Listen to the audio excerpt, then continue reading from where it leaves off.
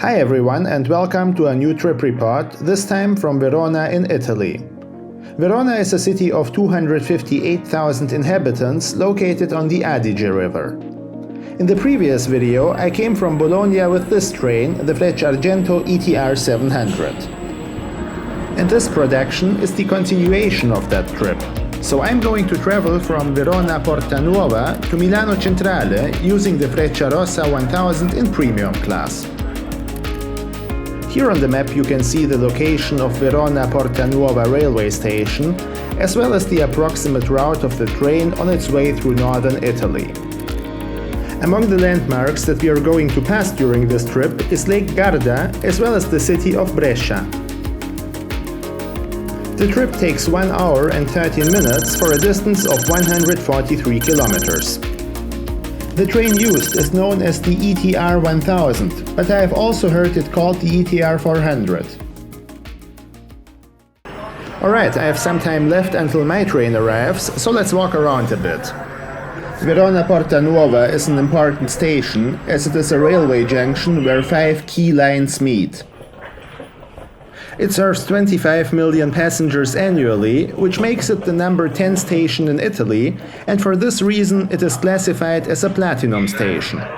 With that being said, it doesn't appear to be as vibrant as other large Italian railway stations. You will see what I mean in a moment. Since 1851, there have been different structures here that served as railway stations. The one that is used today was built after the previous facilities were partially destroyed by Allied air raids during World War II. And it was the railway infrastructure that made Verona a target.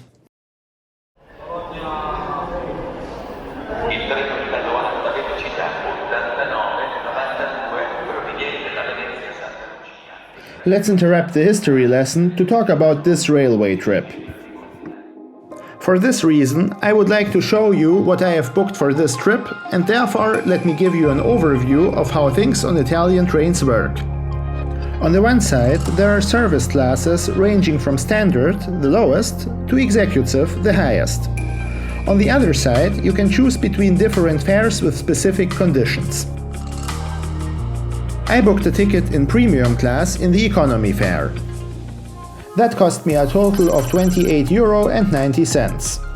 In premium class, you get a seat in a cabin with a 2x2 seat configuration, as well as a welcome drink. Lounge access is not included.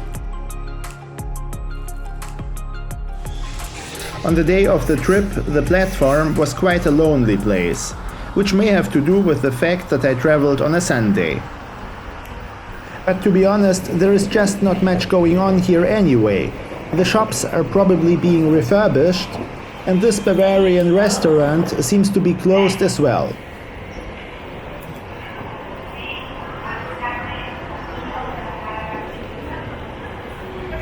Anyway, my train is arriving here at Porta Nuova. As I mentioned before, it is a Frecciarossa 1000. A train that I have already shown on this channel, but in different travel classes.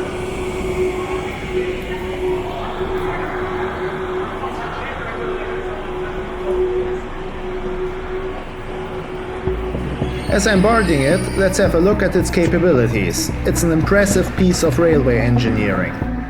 The Frecciarossa 1000 was developed by the Italian company Ansaldo Breda in cooperation with Bombardier Transportation from Canada. With 457 passengers, such a train can carry more people than a Boeing 777 in a standard 3-class configuration.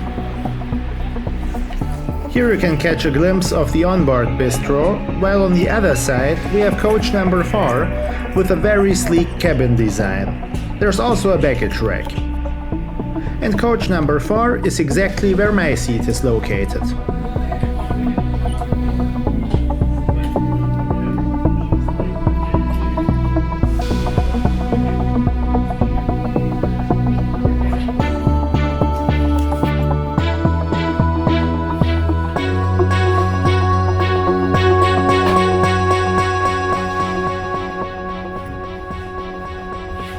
In my opinion, the cabin leaves a rather positive first impression. Everything seems to be well maintained. The seats kind of feel like in a sports car. Legroom is okay too.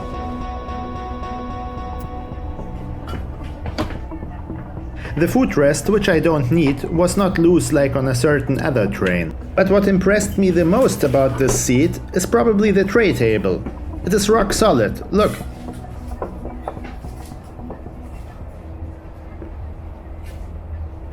The screens on the ceiling keep you informed about the stations and expected arrival times, the speed of the train, and they also show some news.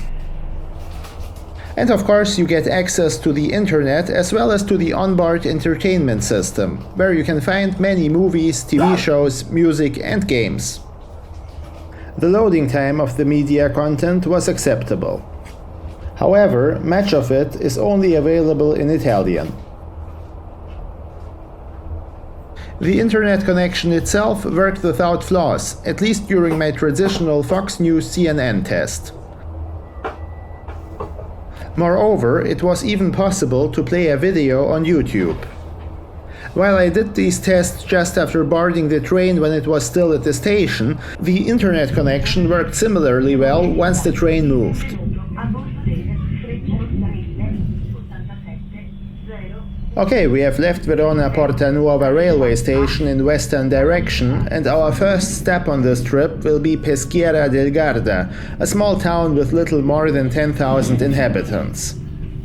However, due to its location at Lake Garda, tourists spent over 2.4 million nights there in 2018, making it one of Italy's most popular travel destinations.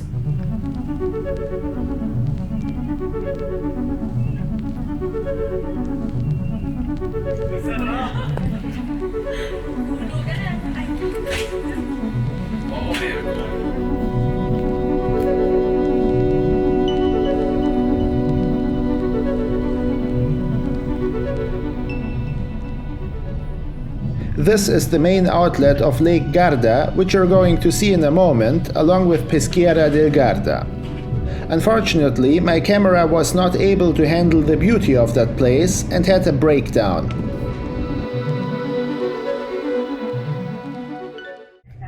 The onboard service that followed helped me to overcome that failure.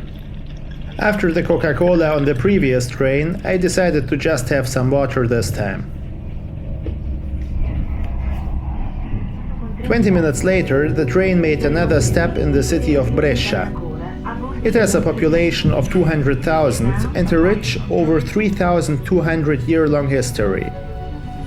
Brescia is not only home of ancient structures that count as UNESCO World Heritage Sites, but it is also one of the most important industrial cities in Italy. If you asked about a famous product that comes from that area, one would certainly mention firearms. For instance, Beretta is headquartered in a small town next to Brescia.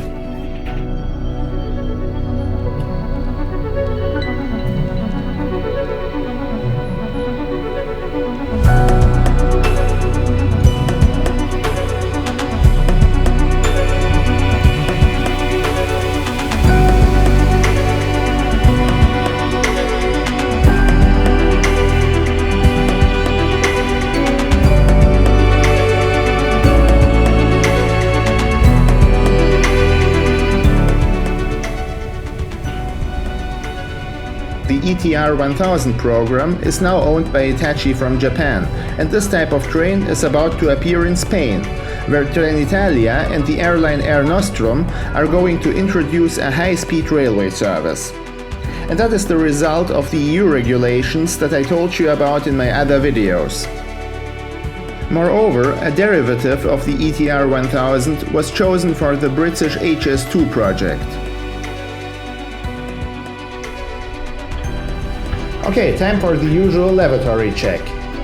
Well, there's not much to say about it, and there were no nasty surprises here.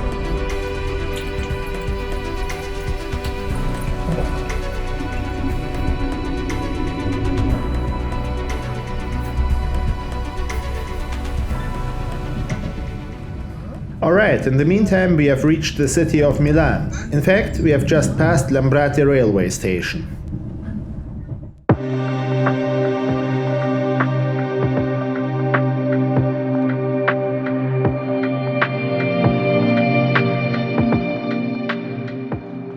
Milan is considered Italy's industrial and financial engine. The city itself has a population of over 1.3 million, but more than 8 million people live in the Milan metropolitan area, making it the number one in Italy and one of the largest in the European Union.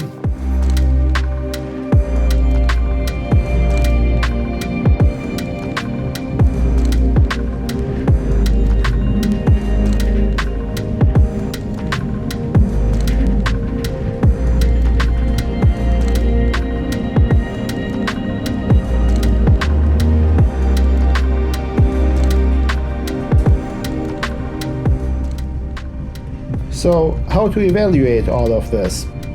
Well, the Frecciarossa lived up to my expectations. It was a nice little trip on a cool train for a reasonable price. Overall, I liked it. By the way, I noticed that I have now made videos about 3 of the 4 travel classes on the Frecciarossa. That means that I should probably produce a video about standard class as well, and I intend to do so. If you have a particular route in mind that you would like to see, I'd be happy to read your suggestions in the comment section below. Apart from that, I would love to produce a video showing a trip to a more mountainous region of Italy, for instance South Tyrol. The Austrian Railjet is also on my production list. Okay everyone, we have arrived at Milano Centrale railway station. If you enjoyed this video, please don't forget to share, like and subscribe, which is super important on YouTube and helps my channel a lot. Also, please feel free to share your opinion on the Frecciarossa 1000 in the comment section below. That's it for this time. Thanks for tuning in and have an amazing day wherever you're watching.